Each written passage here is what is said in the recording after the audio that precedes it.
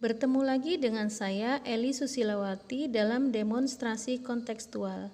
Baiklah, saya akan menjawab pertanyaan. Inilah jurnal monolog saya.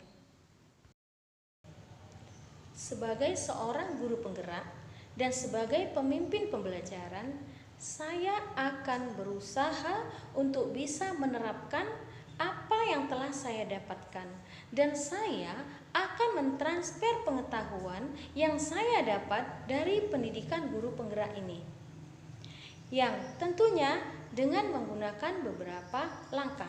Langkah yang pertama yaitu saya akan membuat program.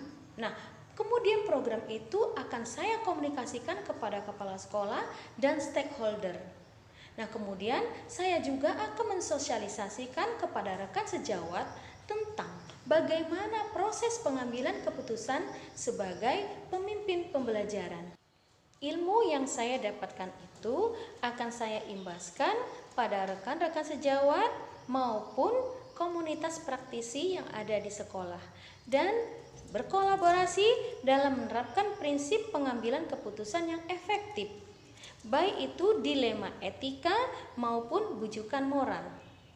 Dalam mengambil keputusan, kita harus berdasarkan 4 paradigma dilema etika, 3 prinsip, dan 9 langkah pengambilan dan pengujian keputusan.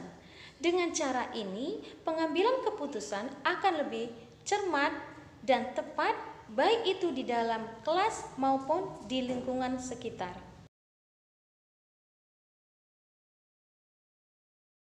Sebagai pemimpin pembelajaran, dalam mengambil suatu keputusan, langkah awal yang akan saya lakukan adalah saya akan menganalisis apakah kasus tersebut termasuk dalam dilema etika ataupun bujukan moral. Dilema etika itu benar lawan benar, merupakan situasi yang terjadi ketika seseorang harus memilih dua pilihan, di mana keduanya secara moral benar akan tetapi bertentangan. Sedangkan bujukan moral adalah benar lawan salah, merupakan situasi yang terjadi ketika seseorang harus membuat keputusan antara benar dengan salah. Kemudian saya akan menentukan 4 paradigma yang digunakan serta 3 prinsip, dan saya akan melakukan pengujian keputusan tersebut dengan 9 langkah pengambilan dan pengujian keputusan dengan menentukan siapa yang terlibat, menentukan fakta yang relevan, kemudian pengujian benar lawan salah. Saya akan melakukan uji legal, uji regulasi, dan uji intuisi, uji panutan idola, pengujian paradigma, lalu saya akan melakukan prinsip trilema dan membuat sebuah keputusan.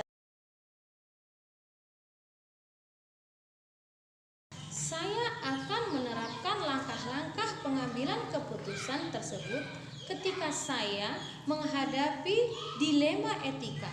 Saya akan mencoba menerapkan pengambilan keputusan sebagai pemimpin pembelajaran melalui strategi 4, 3, 9, yaitu 4 paradigma pengambilan keputusan, 3 prinsip, dan 9 langkah pengujian keputusan. Dan dalam situasi ini saya harus bisa mengambil keputusan yang tidak merugikan siapapun atau tidak merugikan salah satu pihak.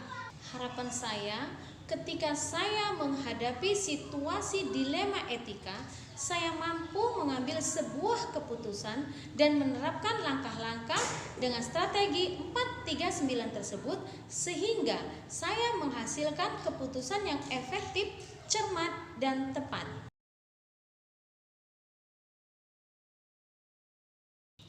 Yang akan mendampingi saya dalam menerapkan atau menjalankan pengambilan keputusan sebagai pemimpin pembelajaran dalam lingkungan sekolah, yaitu kepala sekolah, rekan sejawat, serta komunitas praktisi yang ada di lingkungan sekolah.